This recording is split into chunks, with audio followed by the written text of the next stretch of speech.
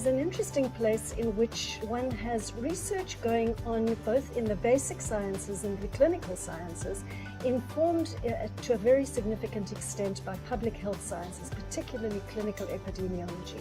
And the idea is to create a space here where people can transition between basic clinical and public health sciences. So we have a particularly strong activities that are working at the clinical, laboratory and community interface, particularly in tuberculosis, HIV, HIV-associated TB, as well as other diseases. And so by bringing together laboratory scientists and clinical scientists, one is able to create the whole as being much greater than the sum of the parts.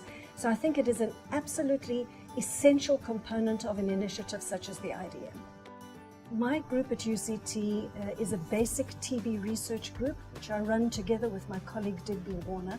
We are focused on studying aspects of the biology of Mycobacterium tuberculosis of relevance to drug discovery, drug resistance and mycobacterial persistence.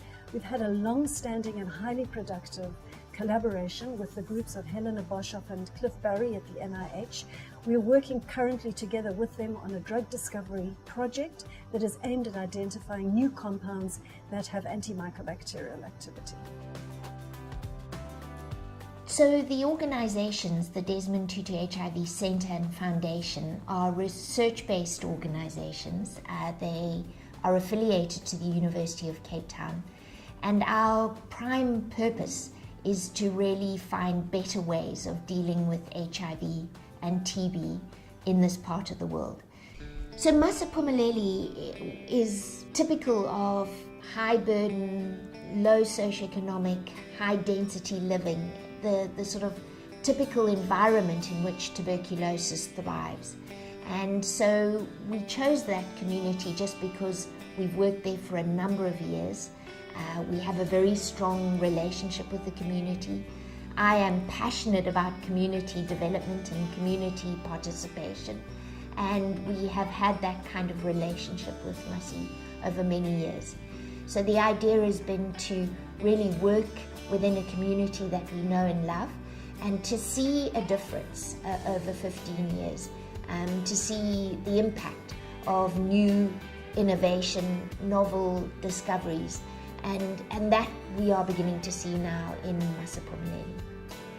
We figured that it would be useful to build a youth center, a safe place where young people could come.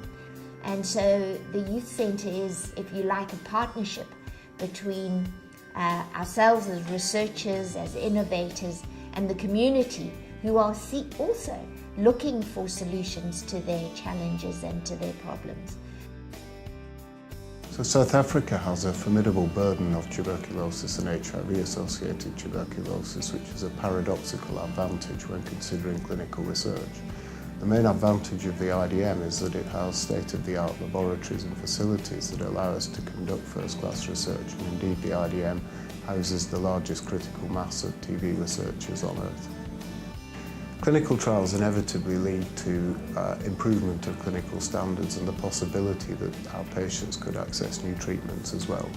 The indirect benefits are of greater visibility of the clinic and the region as a whole, and also of employment, because we employ a considerable number of local employees.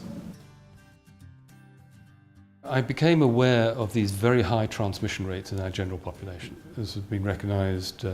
Children get infected at very, very high rates, so that more than half the population is infected by the age of 14. And we wanted to try and sort out why this was. One of the components of that is to try and measure exposure of people to TB in the air. So we thought we would go around trying to set up a system to measure airborne tuberculosis.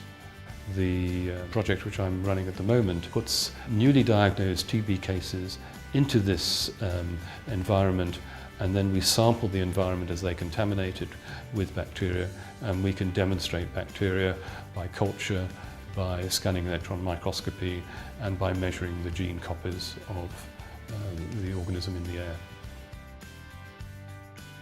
I have great ambition for the IDN in the future. I want us to be seen as the leading postgraduate institute of its kind on the African continent, and one of the best in the world. I want our work to have a major impact on controlling the diseases of prevalence in Africa. And I also want the Institute to be seen as the premier location of choice for the brightest minds across South Africa, Africa, and the rest of the world who want to come and do their research on diseases prevalent in Africa by working at the laboratory, clinical, and community end.